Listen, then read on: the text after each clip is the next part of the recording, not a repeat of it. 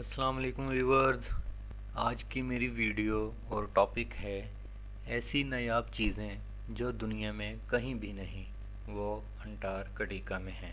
चलिए वो जानते हैं वो कौन सी चीज़ें हैं। ये वीडियो मुकम्मल देखने के बाद नीचे सब्सक्राइब का बटन है उसे प्रेस करें और साथ में बेल बटन है उसे भी प्रेस करें और साथ में शेयर और लाइक करना तो मत भूलिएगा। चलिए आगे बढ़ते हैं। I kinda like you.